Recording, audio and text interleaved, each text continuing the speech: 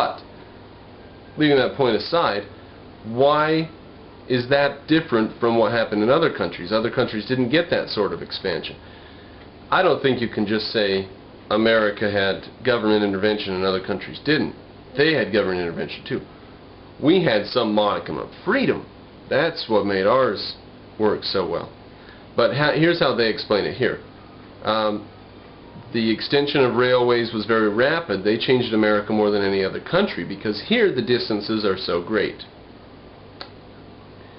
We have almost as many miles of railway as all the worlds beside.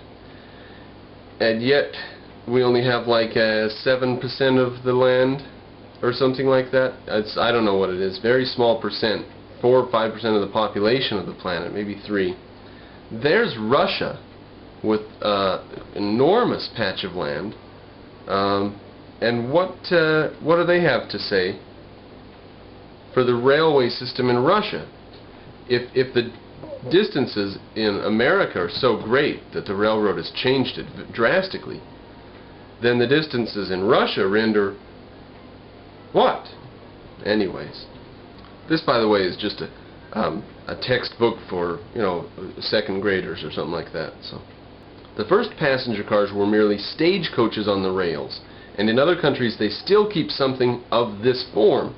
In America, large, airy cars for passengers were early introduced, and the parlor car, the sleeping car, the hotel car, and the dining car are all of American origin and are little used elsewhere. The street tramway, or horse railroad, and the elevated railways for rapid travel in cities were first used in this country. The electric telegraph in its present practical shape was the invention of an American artist, S.F.B. Morse. In old times, people sent messages by objects shown on high ground, like at the top of a tower or whatever, you use mirrors or whatever, by lights displayed at night, or bonfires kindled on the hills. Even the wild Indians sent intelligence across the plains by waving a blanket over a fire and thus making a smoke signal. Wild Indians, got that? In 1835, Morse set up and worked a telegraphic wire, but it was 9 years later before he could persuade Congress to appropriate money to set up the first line. In 1844, the first message was sent from Washington to Baltimore. The introduction of the railway and the invention of the telegraph have completely changed the conditions of our life. In former times, it was weeks after presidential election before the results could be generally known. So wide is our country today that if intelligence had to be carried, as formerly, by stagecoach and postboys on horseback, it would take months for an important event to become known in remote regions of the country. Now, every important bit of news is known from end to end of the country in a few hours. Railroads, too, have made distant places seem near together and distributed the comforts of civilization to the most remote parts of the country. Good little sample from History of the United States and its People. Now then, on to the causes and consequences of the Great Depression. We'll take first from a U.S. History Review text. This is basically, I don't know how big the textbook is that would go to this, but this is a review text with basically just little notes, a paragraph or 2 paragraphs, little headings constantly. A little heading every paragraph or 2 is a little heading. Now, first of all, a couple of statistics from Mr. Saltzman's course itself. He's done a pretty good job of gathering some interesting statistics. And we're just going to get a couple of statistics about the Depression itself. From 1929 to 1932, stock prices on the stock market plunged an average 88%. They didn't reach their previous height until 1954. So from their height in 29 to 54 before they reached that height again. Production plunged by 46% between 29 and 1933. The profits of the largest firms fell by 76% by 1933. There was 28% unemployment in 1933. That's the end of the statistics for now that I'll be quoting from Mr. Saltzman. But let's go on to the standard explanation of the Great Depression. Let's talk about a few things that everybody knows had something to do with it, supposedly. they say it was a fake business boom caused by low interest rates, which led to massive overinvestment in bad ventures. A lot of banks were making bad loans. So the Depression was a correction in the business cycle, supposedly. They also believed that there was such a thing as overproduction. The idea of these too many radios, too many goods, people had satiated themselves, they had enough, and they were not buying things anymore. People weren't consuming. They believed that that was one of the problems. With the fallacy, the belief that there was too much stuff around, and if we destroyed some of it, we'd be better off. When you put it that way, it sounds weird, doesn't it? But that's what they believed. Now, what really ended the Depression was not World War II.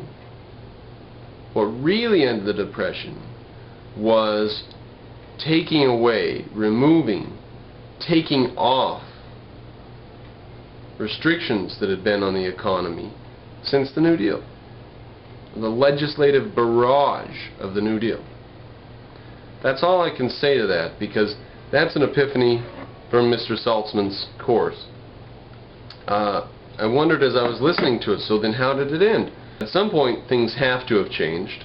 If they wouldn't have changed, as he says, Mr. Saltzman says, if we would have still been under the New Deal controls, we would have remained in the Great Depression. We would have remained in a situation. Now, tax rates went way up. Taxes in the 1930s went through the roof. 76% of the top earners' wealth at some point to some class of the earners.